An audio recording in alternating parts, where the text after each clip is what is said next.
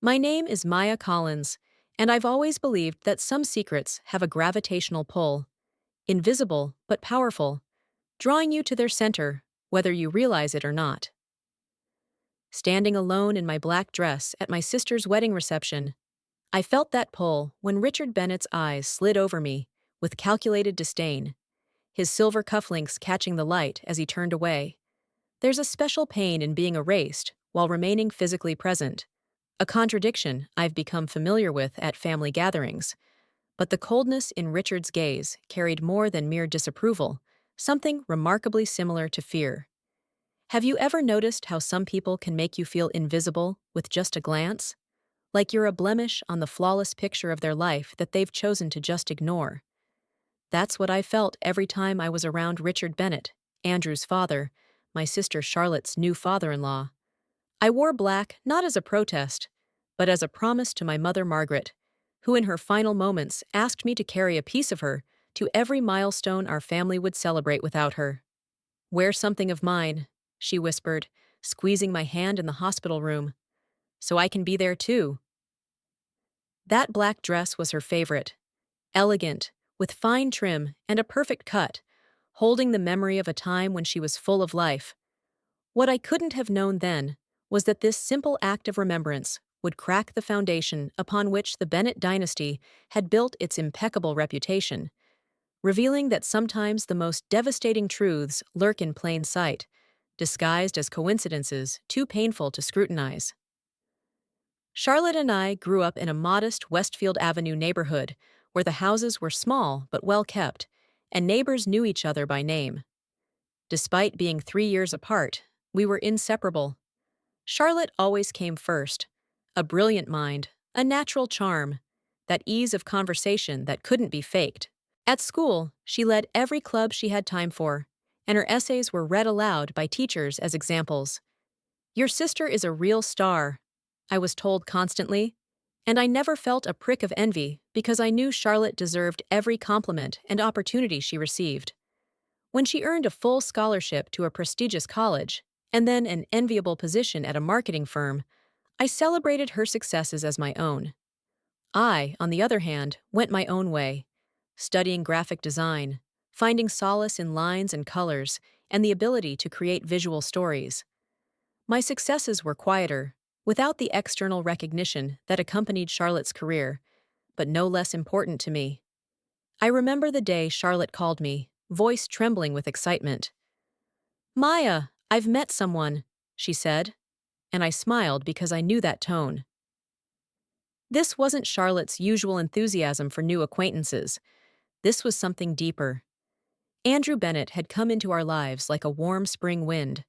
Tall, with kind eyes that crinkled when he laughed, he had a soft confidence and genuine respect for Charlotte that promised a solid foundation for their relationship. He looked at my sister like she was the center of the universe, but without the adoration that makes a relationship unequal. They shared the same sharp mind, a love of intellectual debate, and a deep compassion for issues that transcended their personal experiences. "Is he one of those Bennetts?" I asked one day, when Charlotte and I were walking in the park, referring to the famous financial dynasty. "Yes," she admitted with slight embarrassment. "But he's not what you might think. He works in the corporate social responsibility department of their company, trying to channel some of the family's wealth into real social change. And Andrew did seem different, earthy, sincere, completely devoid of the arrogance that often accompanies inherited wealth. He was as interested in my design projects as he was in Charlotte's marketing campaigns. The Bennett family, however, presented a stark contrast to their son's warmth. Tracing their lineage to early American banking institutions and managing billions in assets through the Bennett Financial Group, they carried their wealth with an arrogance that was palpable from my first awkward dinner at their Brookhaven estate. I'll never forget that evening. The huge house stood on a lot the size of a small park, with perfectly trimmed lawns, and a garden that seemed to require a team of gardeners to maintain. Inside, there were high ceilings, antique furniture, and artwork that probably should have been in a museum, not a private home. I wore my best dress, a simple but elegant one bought at a Christmas sale, and shoes from a department store that looked more expensive than they actually cost. Charlotte squeezed my hand as we walked in, a silent assurance that everything would be fine. Richard Bennett met us in the living room, tall, with silver temples, and the posture of a man accustomed to authority. His handshake was firm but cold, his gaze assessing. I saw his eyes glide over my simple dress and shoes before turning away, as if finding nothing worthy of attention. Elizabeth Bennett, Andrew's mother, was more polite but no less aloof. Her smile didn't reach her eyes, and her questions sounded like an interview rather than genuine interest. "And what does your family do, Maya?" she asked over dinner, holding a glass of wine with a flawless manicure. "Our mother died when we were teenagers," I replied. "She worked as an administrative assistant." "Oh, how unusual," Elizabeth said, as if I'd confessed something obscene. "And your father?" "He left when I was too young to remember him," I answered simply, seeing no point in softening the truth. The silence at the table became almost palpable, until Andrew broke it with a question about the latest show at the Museum of Modern Art. I was grateful to him for that rescue, but I couldn't help but notice Richard and Elizabeth exchanging glances that seemed to say, "As expected." There were many other meetings after that dinner, each as intense as the first. I learned to anticipate questions to which I didn't have the right answers. Learned to smile when Elizabeth Bennett implied that my career choice was a cute hobby, and learned not to flinch when Richard spoke of people of a certain caliber in a tone that clearly excluded me from that category.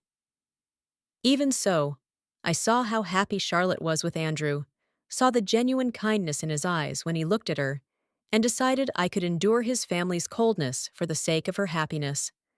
After all, I would be a witness at their wedding, not the wife of one of the Bennetts. When it came time to plan my outfit for the wedding, I didn't hesitate. I pulled my mom's black dress out of the storage case where it had been sitting for 16 years. It still held the faint scent of her perfume notes of jasmine and vanilla that instantly transported me back in time. "Are you sure about the black?" Charlotte asked cautiously when I showed her the dress. "You know, some people might misinterpret it." "It's her dress, Char," I replied quietly. "I promised her." Charlotte hugged me, understanding without further explanation. She remembered that day in the hospital as clearly as I did, remembered the promise we had both made, to carry a piece of our mother to all the important events in our lives. Along with the dress, I packed something else, a shabby letter my mother had written a few days before she died.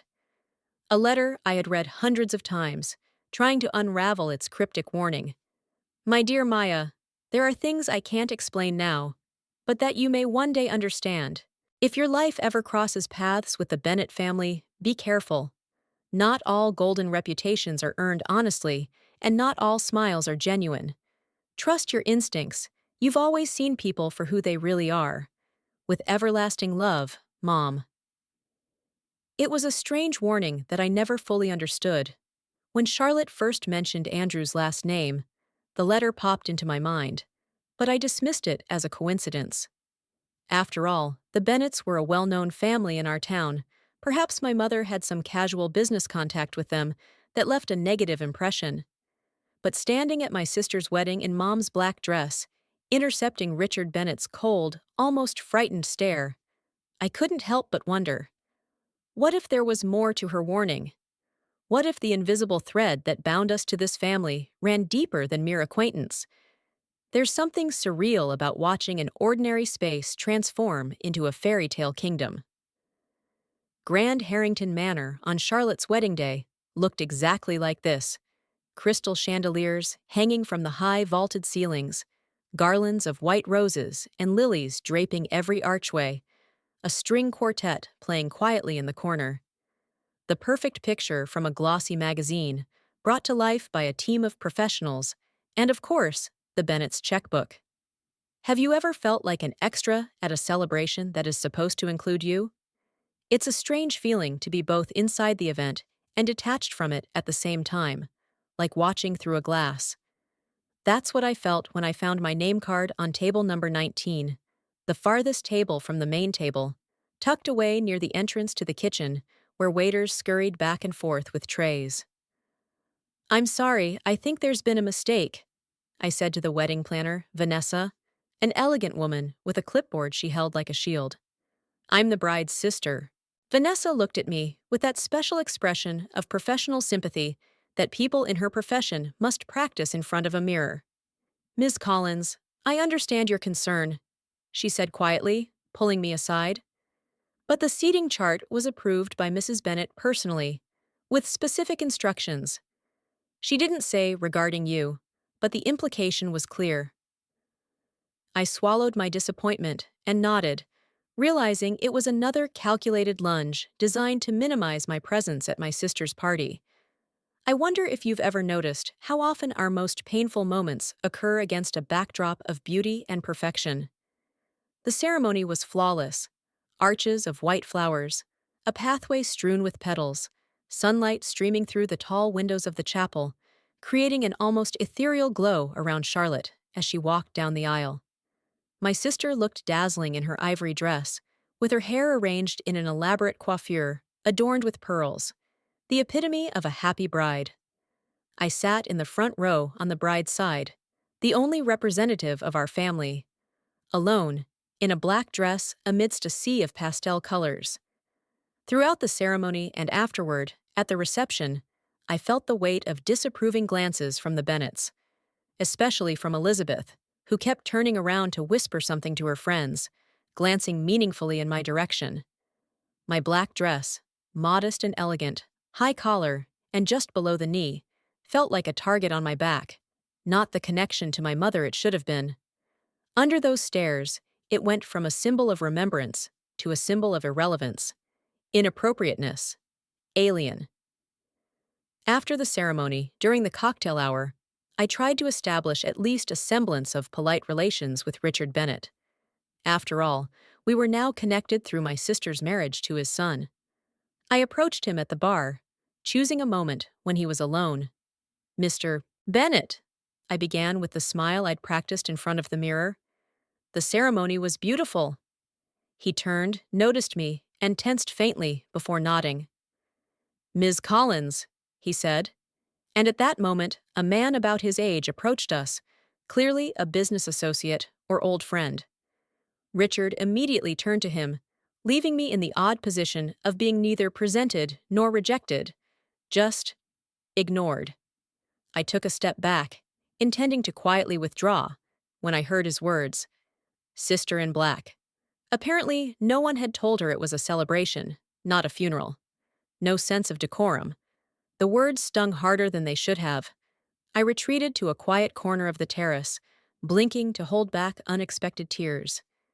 It wasn't just the harshness of the remark, but the disdain with which it was spoken, as if I wasn't a person with feelings, but an annoying nuisance in their flawless event. You know, there are moments when pain turns into something else, an epiphany, a clarity that cuts through the fog of emotion. Standing there, I remembered my mom's letter, her warning about the Bennets.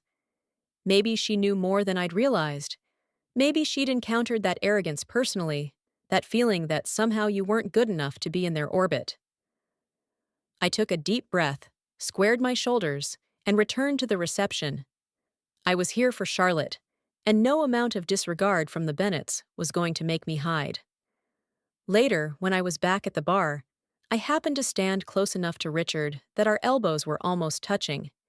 He didn't notice me right away, busy talking to the bartender. When he turned and realized my proximity, I noticed his gaze sliding down my black dress. Something flashed across his face, not contempt, as I'd come to expect, but something more complex, almost akin to fear. He looked away quickly, as if he'd seen something he wasn't supposed to see. It was strange. Why would a successful, powerful man running a financial empire be afraid of a 32-year-old graphic designer in a black dress? What in me could have caused such a reaction? The question remained unanswered as the photographer began to gather the Bennet family on the front steps for portraits. I watched from across the room as they were arranged in an elaborate composition of wealth and connections. Charlotte radiant in her wedding dress next to Andrew, surrounded by his relatives, each in a perfectly tailored outfit. I was in no hurry to join in, knowing my place would be determined last, if at all. But then the photographer, an energetic woman with short hair dyed a bright purple, looked over and called out, "Where's the bride's sister? We need the bride's sister for the next shot." I started to move toward the stairs when Richard cleared his throat. "Perhaps we should focus on the immediate family first," he suggested, in a tone that sounded reasonable to anyone who didn't understand the implication. "We can add distant relatives in the next frames." Distant relatives. I stopped halfway through, those words hitting like a slap in the face. I wasn't just a guest, not a third-degree cousin. I was the bride's only sister, Charlotte's only living close relative. And just like that, with a careless comment, Richard Bennett was erasing that fact, rewriting reality to exclude me from the definition of immediate family. Charlotte, noticing the confusion, quickly intervened. "Maya is my only sister, Richard. She is certainly immediate family." Her voice was firm, but I noticed the tension in her smile, the worry in her eyes. She felt torn between her new husband and his family on one side, and me on the other. On a day that should have been the happiest day of her life. Richard relented with a smile that didn't reach his eyes, and the photographer indicated a seat for me next to Charlotte. I felt Richard's whole body tense up as I stood next to him for the group shot. A strange, almost electric energy, like static before a thunderstorm.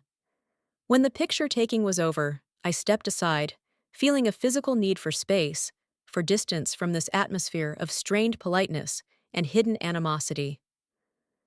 I found a quiet corner by a window overlooking the immaculate gardens of the estate and allowed myself a moment of reflection. What was going on?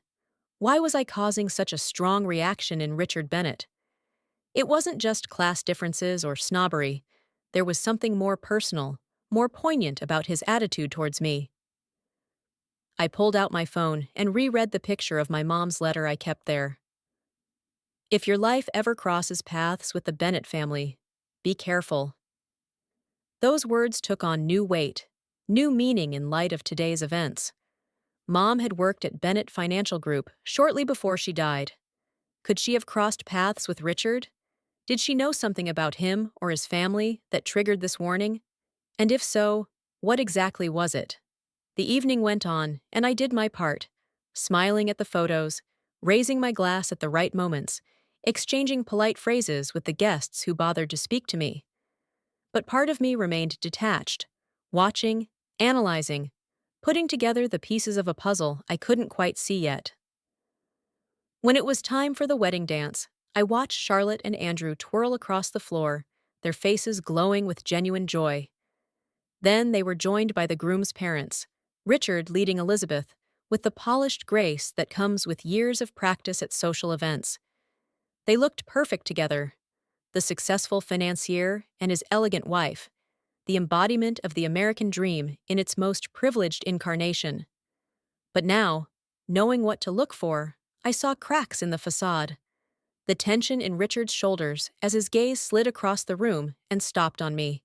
The ease in Elizabeth's smile as she spoke to the guests, keeping a little closer to her husband than social norms demanded, not out of affection, but as if out of a need for control.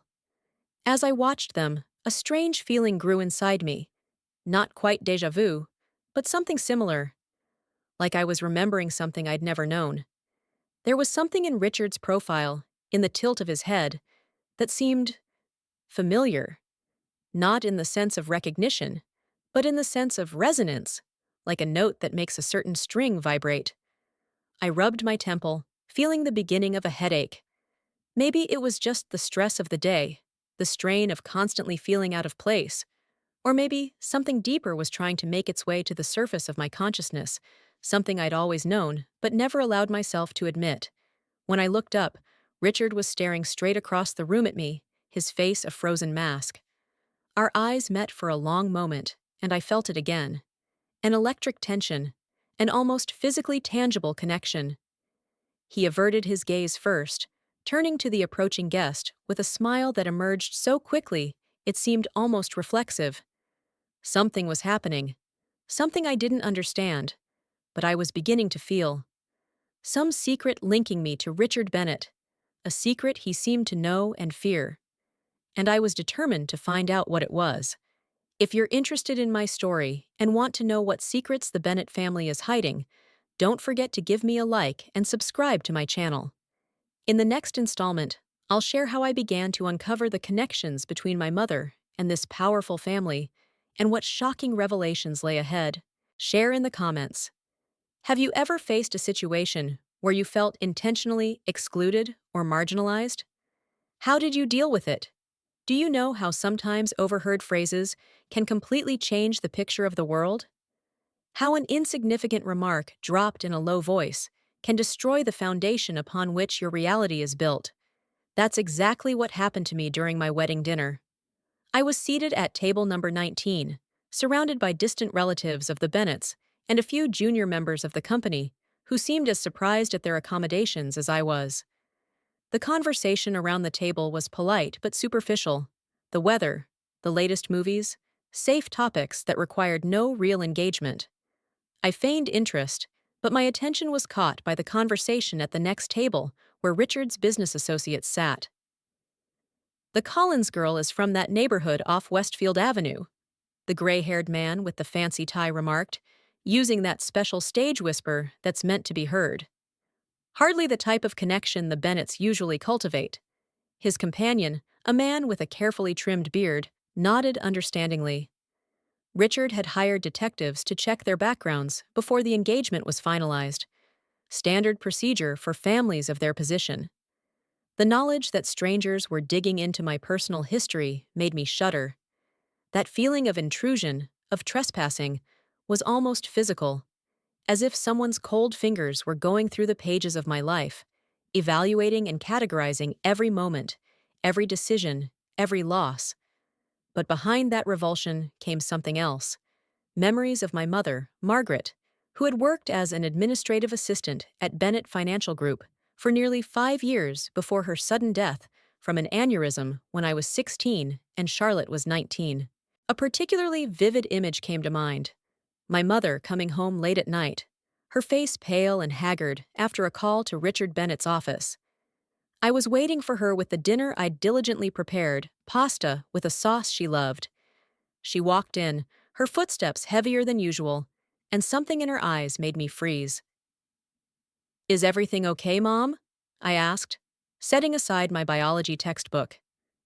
She tried to smile, but the smile didn't touch her eyes.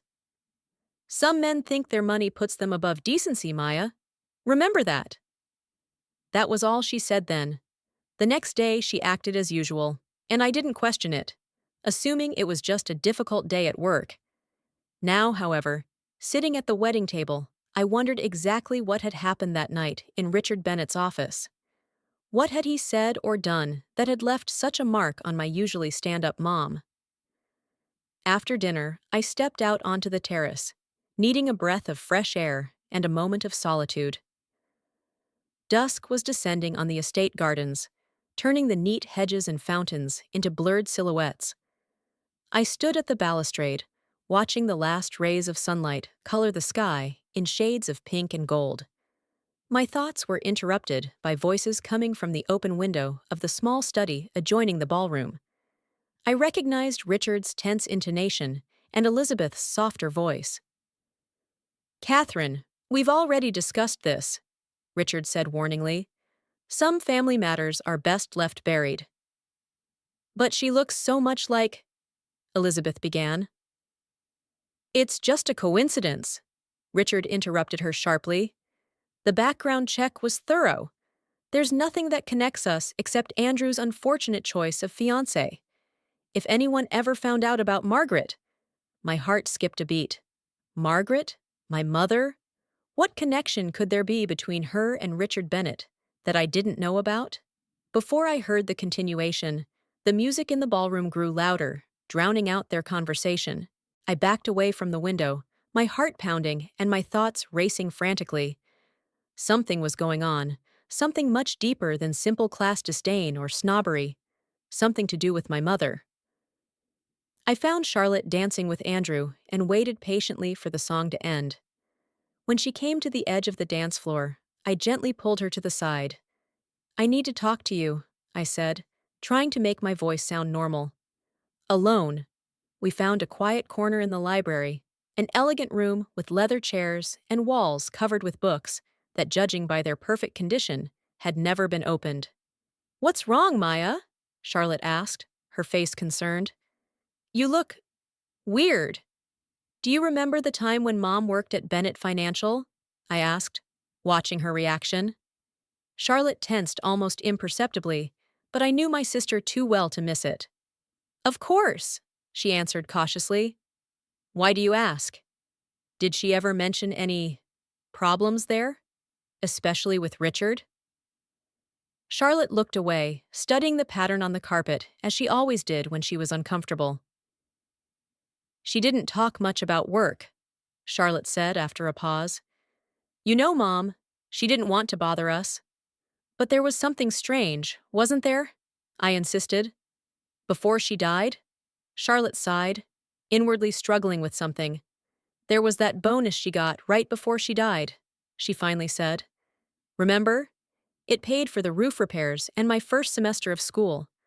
I vaguely remembered it, the sudden financial spurt that allowed Charlotte to start college and fix the leaky roof of our old house.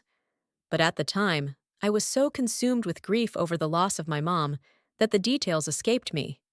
"What was the bonus?" I asked. "For what?" "I don't know exactly," Charlotte replied. "She said it was a recognition of her years of service, but it was a substantial sum, Maya, really substantial. And it came directly from Richard's account, not the company's." My heart sped up again. A personal check from Richard Bennett? Not a corporate bonus, but a private transfer? Why would a wealthy financier send money to an administrative assistant personally, if not to pay for something, or to silence something? "Charlotte," I said slowly, "did you ever think that perhaps there was something a little personal?" My sister looked at me, her eyes widening. "What do you mean?" "I don't know exactly," I admitted, "but I just heard Richard and Elizabeth talking about Mom, about how some family matters are best left buried. Also, Richard has been reacting strangely to me all day, not just with dislike, with something akin to fear." Charlotte shook her head, her face reflecting the struggle between disbelief and the realization that there might be truth in what I was saying. "Maya, today is not the time for whatever this is. It's my wedding day." There was a plea in her voice that made me pull back. She was right. Today was her day, the culmination of her happiness with Andrew, who, despite his family, seemed like a genuinely good man. "Of course," I said, trying to smile. "We'll talk about it later." But as Charlotte returned to her guests, I couldn't shake the feeling that something important was slipping away from me, something that had been right in front of me all along. I stepped out into the garden, needing space to think. The evening air was cool, filled with the scent of roses and freshly cut grass.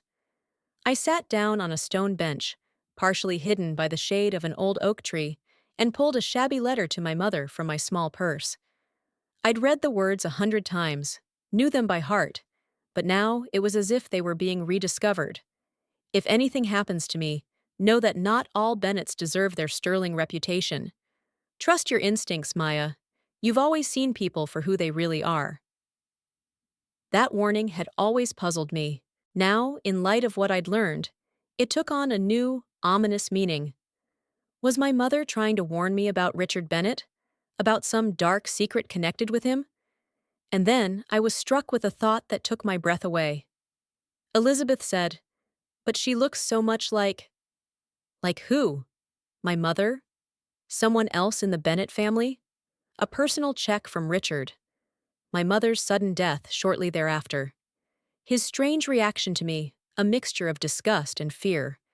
My mother's warning. Could it be that Richard Bennett was somehow involved with my mother, perhaps even romantically? And could it be? The thought was almost incomprehensible, but now that it had arisen, I couldn't shake it off. That Richard Bennett was my biological father? Anger rose up in me in waves, overshadowing shock and disbelief. If it was true, If this man who'd treated me with such contempt was actually my father, the man whose absence had left a hole in my life, how could he? How could he reject his own daughter, look at her as something unclean, unworthy of his attention? And what did that say about my mother? About their relationship? Was it consensual, or was he using his position of power to manipulate her? Was the bonus really payment for silence? The questions swirled around in my head, each more disturbing than the last. But one thing I knew for sure: I couldn't let this secret stay buried any further. If Richard Bennett really was my father, if he knew about it and had kept it hidden all these years, letting Charlotte and I struggle after my mother's death, barely making ends meet, I had to know the truth. And not just for my own sake, for the sake of my sister, who had just married into a family built on lies, for Andrew, who probably didn't know who his father really was, and for the sake of my mother, whose voice had been silenced too soon, whose story needed to be told. I folded the letter and tucked it back into my purse, suddenly realizing I was shivering even though the evening was warm. The truth has its price. Exposing this secret, if it really existed, could ruin lives, including my sister's. But keeping it buried, as Richard wanted, would be a betrayal of my mother, a betrayal of the truth, and ultimately a betrayal of myself. I didn't know exactly how I would prove the connection, or even confirm my suspicions, but one thing I knew for sure: I would not leave this wedding without learning the truth. I would not allow Richard Bennett to continue his perfect existence if that existence was built on abandoning his own daughter and possibly being involved in my mother's death. With that decision, I stood up, straightened my mother's black dress, and headed back to the reception, where music and laughter masked dark secrets waiting to be revealed. If my story resonates with your soul, if you've ever felt family secrets impact your life, be sure to give me a like and subscribe to my channel. In the next installment, I will talk about a dramatic confrontation that changed not only my life, but the lives of the entire Bennett family. Share in the comments. Have you encountered family secrets that turned your idea of your own identity upside down? There are moments when time seems to slow down, and you watch yourself from the outside, marveling at your own courage or recklessness. When the master of ceremonies announced that it was time for the toasts, I felt just such a strange detachment from reality as I watched Richard rise from his seat to deliver his speech. His imposing presence instantly took over the room. He looked impeccable: expensive suit, perfectly styled hair with silver temples, the calibrated smile of a man accustomed to power and control. "As many of you know," he began, looking around at the guests, "the Bennett family has certain traditions and expectations. When Andrew first introduced us to Charlotte, I admit I had my own misgivings." He paused, and a wave of polite laughter swept through the room. I watched him, the masterful way he commanded the audience, the way his words, spoken with carefully measured warmth, sounded hollow to my ears. It was a perfect imitation of a loving father, proud of his son and accepting of his choices. But I could see the falseness in his eyes, the tension in the corners of his mouth.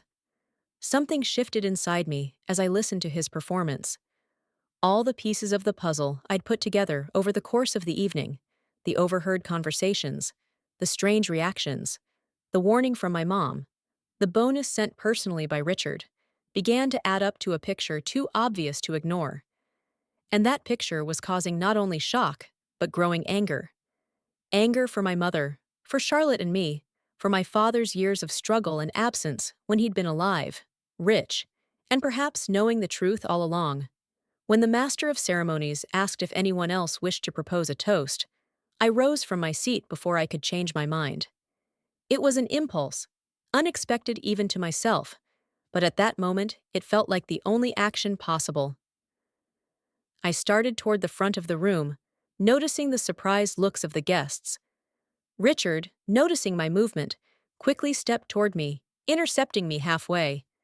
His fingers closed around my wrist with a warning force. "Now is not the time, Ms. Collins," he hissed, saving his smile for his guests, but his eyes were as cold as ice. I looked directly into those eyes, which I may have inherited, and felt a strange calmness.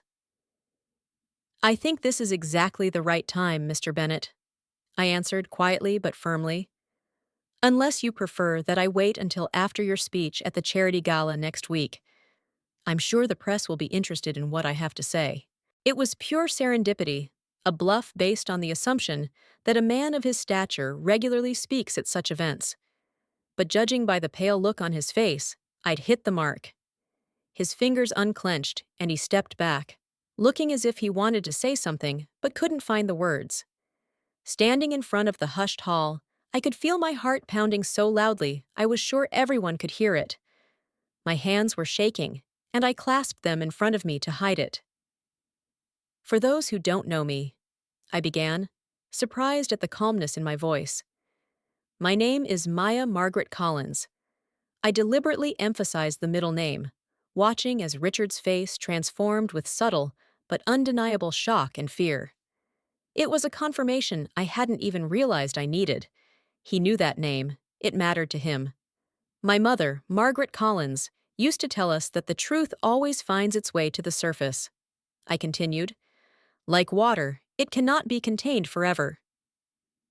At that moment, the champagne glass slipped from Richard's fingers, shattering on the polished floor with a crash that echoed through the now silent room. Time seemed to stop.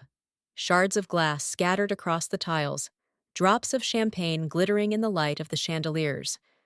The symbolic destruction that preceded what was to come next. Charlotte rose from her seat, her face expressing alarm and confusion. "Maya, what are you doing?" she asked quietly, but her voice was clearly audible in the silence of the room. Instead of answering, I pulled my mother's worn letter out of my purse. Now was not the time to read it in full, but I knew I needed physical proof, something to lend weight to my words. "Before she died, my mother left us a letter," I said, holding it up for all to see. "In it, she warned me to keep a close eye on the Bennet family if anything ever happened to me." I took a deep breath, feeling the adrenaline pulsing through my veins. For a long time, I didn't realize what it meant. But in recent weeks, in preparation for this wedding, I've started to put the pieces together. After my mom died, I found the DNA test results hidden in our family Bible. It was a lie. I hadn't found any DNA test, but something in Richard's reaction, in the way Elizabeth turned pale, told me that I had accidentally hit on the truth. "These results show that Richard and my mother were linked for almost 2 years," I continued, watching the horror spread across Richard's face. "Their relationship abruptly ended when she informed him that she was pregnant. There was an uproar in the room, muffled exclamations, whispers, the sound of chairs being pushed back. I noticed a few guests reaching for their phones, obviously capturing the moment for posterity or social media. It was strange how a part of me could note such details, while another part of me continued talking, as if driven by something beyond my control. "Mr. Bennet," I turned directly to him, noticing how he clutched at the edge of the table like it was a lifeline. "Why did you send my mother a personal check for $50,000 2 weeks before she died? Why did you put so much effort into keeping me at a distance throughout the wedding?" The chaos in the hall was increasing. Elizabeth looked like she was about to pass out.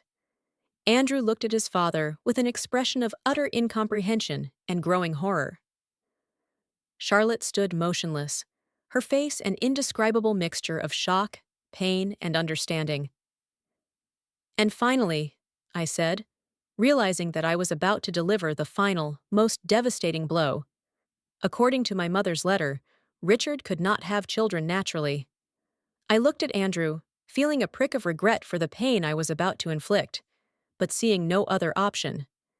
This meant that Andrew had been adopted as an infant, a fact his parents had kept from him his entire life. The room descended into absolute chaos. Elizabeth actually fainted. Several guests rushed to her aid. Richard stood like a stooped man, his face a mask of horror and anger. Andrew rose from his seat, his normally calm face contorted with pain and confusion. "Father?" His voice was barely audible in the noise. "Is it true?" Richard seemed unable to answer, his mouth opening and closing but making no sound. That silence was more eloquent than any confession. I stood in the center of the storm I'd created, with the letter in my hand and my heart pounding somewhere in my throat. Part of me wanted to retreat, to take back my words, to go back to that moment before I stood up from my seat. But another part, deeper and quieter, knew it was necessary. That the truth, as devastating as it was worth the pain of its birth. Charlotte walked over to me, her eyes glistening with unshed tears. "Why didn't you tell me?" she asked, her voice trembling. "Why here, now, like this?" I felt the first prick of doubt. Did I have the right to ruin her day, her happiness in such a dramatic way? But before I could answer, Andrew joined us, his face ash gray. "Did you know?" he asked Charlotte, his voice barely audible. "Did you know about it?" "No!" she exclaimed, shocked at the very suggestion. "Andrew, I swear I knew nothing." Something in her sincerity, in the absolute honesty of her reaction, seemed to convince him. He nodded, then turned to me. "Is it true?" he asked simply. "Are you sure about what you said?" I wished I had absolute certainty, irrefutable proof, but I had only overheard conversations, suspicions, and a mother's letter that, strictly speaking, did not specifically support my claims. Nevertheless, Richard's reaction, his failure to refute my words, spoke for itself. "I believe it to be true," I answered honestly. "Your father's reaction seemed to confirm it." Andrew looked over his shoulder at Richard, who was now standing, supported by the two men, looking as if he had aged 10 years in the last 10 minutes. "I knew something was wrong," Andrew said quietly, more to himself than to us. "Always knew, but I didn't want to see it." Then, to my surprise, he reached out and squeezed my shoulder lightly. "If what you say is true, and you really are my sister," the word seemed to hurt him physically, "then I'm sorry for the way you've been treated." With those words, he turned and walked towards his father, his back straight and his steps firm, despite the shock he must have felt. Charlotte looked at me with an expression I couldn't quite read, a mixture of pain, understanding, and something akin to compassion. "We have to talk," she said, "but not now. I should be with Andrew right now." She followed her husband, leaving me standing alone amidst a sea of shocked, whispering guests, with a letter in my hand and the feeling that I had just changed the course of so many lives, including my own. I didn't know if I had done the right thing in choosing this moment and this way to reveal the truth. I didn't know what would happen next, for me, for Charlotte, for Andrew, or for Richard. I only knew that I couldn't stay silent any longer, couldn't let lies and secrets continue to shape our lives, couldn't let the man who might have been my father continue to treat me as an outsider, as an unwanted intrusion into his perfect life. The wedding reception was obviously over. The guests began to disperse, many casting curious or judgmental glances in my direction. I stood frozen in the moment, not knowing what to do next. Finally, I felt a touch on my elbow. It was Vanessa, the wedding planner, her professional mask slightly cracked, exposing real concern. "Ms. Collins," she said quietly, "perhaps you should go to the library. I think you need some time and space." I nodded, grateful for the suggestion, for the opportunity to retreat from the scene I had created. As I followed her through the hall, I felt a wave of exhaustion come over me, emotional, mental, even physical. The adrenaline that had sustained me during the confrontation was disappearing, leaving me shaky and unsure. In the quiet library, surrounded by tomes that had probably never been opened, I sank into a leather chair and closed my eyes. The sounds of chaos in the ballroom came muffled, as if from another world. I didn't know if Richard Bennett was really my father. I didn't know if the relationship between him and my mother was consensual or otherwise. I didn't know if he had known I existed all these years and deliberately avoided me, or if this was really news to him. But I did know that the truth, whatever it was now beginning to surface, and that nothing, not for me, not for Charlotte, not for the Bennett family, would ever be the same again. There is a special kind of silence that comes after a storm, not calm, but tense, filled with the realization of the irreversibility of what has happened. This was the kind of silence that surrounded me for a week after my wedding, shattered by my revelations about origins and secrets. Do you ever feel like you've crossed a line beyond which there is no going back? I sat in a downtown coffee shop, nervously twirling my cup in my hands, waiting for the man I'd publicly accused a week ago of being my biological father. A neutral place, not his office with symbols of power, not my house with ghosts of the past. A public space where emotions would have to be kept in check. Richard Bennett walked in at exactly the right time. Without the impeccable suit and perfect posture I'd come to associate with him, he looked older, more vulnerable. The wrinkles on his face seemed deeper, his shoulders heavier, with the weight of secrets he'd uncovered. "Maya," he nodded, sitting down across from me. There was none of his usual condescension in his voice, only weariness and something akin to humility. We had not come to argue about the past. It was too late for accusations or excuses. We met to establish clarity for the future, if we could have one at all. "I still don't understand why," I said, looking him straight in the eye. "Why you abandoned us? Why did you deny my existence?" Richard stared at his hands for a long moment before he answered. "Fear," he said at last. "Fear and pride. I was building an empire, an impeccable reputation. When Margaret told me she was pregnant," he paused, as if searching for words. "I was already married to Elizabeth. We had Andrew. I couldn't have a scandal." "You couldn't have a scandal," I repeated bitterly. "Was that why you let us struggle to survive after her death?" He didn't answer. Instead, he pulled a folder out of his leather briefcase. "I think you should see this." Inside was a document I recognized instantly, the results of a paternity test dated the day before Mom died. They showed a 99.8% probability that Richard Bennett was my biological father. "She took the test without my knowledge," he said quietly. "Then she came to me with the results, demanding recognition and support for you. I refused, offered money instead. So I was right. The bonus, those 50,000, was an attempted payoff."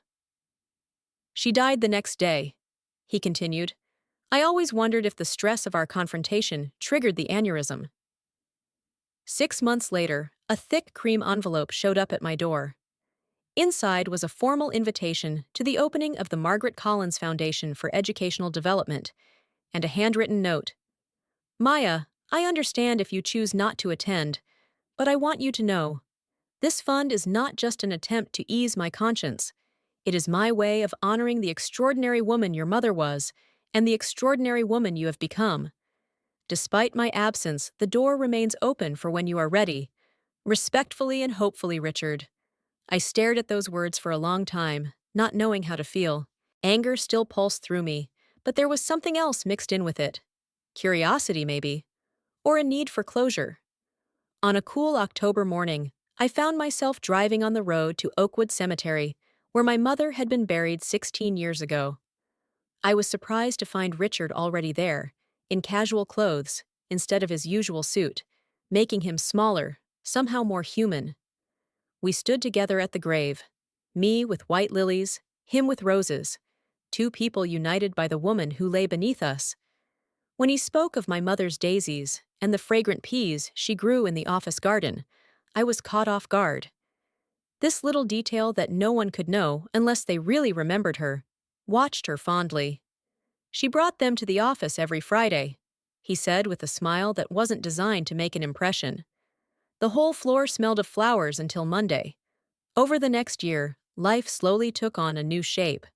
Charlotte and Andrew, having gotten over the initial shock, were rebuilding their relationship on a more honest basis. They decided to renew their vows in a small, intimate ceremony with only those closest to them present. I stood next to my sister as a witness, wearing a blue dress instead of black, a symbol of a new beginning instead of a memory of the past. Richard and I had established a careful relationship, not quite father and daughter, but not quite strangers either. Monthly meetings over coffee, gradually filling in the gaps in our knowledge of each other. I learned about his childhood with a rigid, demanding father. He learned about my college years, the nights spent working to pay for the tuition he had to fund. The most important lesson I learned from this journey was the realization that the truth, no matter how painful, creates space for true healing. Living with comfortable lies may seem easier, but they keep us trapped in patterns that harm ourselves and others. And that forgiveness is not a single act, but an ongoing process. Some days still bring anger toward Richard for his years of absence. Others bring genuine gratitude for his efforts at reconciliation. Both of these feelings exist simultaneously as part of a complex, evolving relationship. When I look at this journey we've been on, from that wedding where I stood in my mother's black dress, feeling like a complete stranger, to today where I know who I am and where I came from, I realize that sometimes you have to break down the facade to build something real. Sometimes the most painful truths become the most liberating. If you too are on a journey of uncovering family secrets or coming to terms with a painful past, remember, you are not alone. Share your story in the comments, give it a like, and subscribe to the channel to continue this conversation. Because it is in sharing our stories that we find not only healing, but also confirmation that our experiences, no matter how unique they may seem, always resonate in the hearts of others. And perhaps it was meant to be.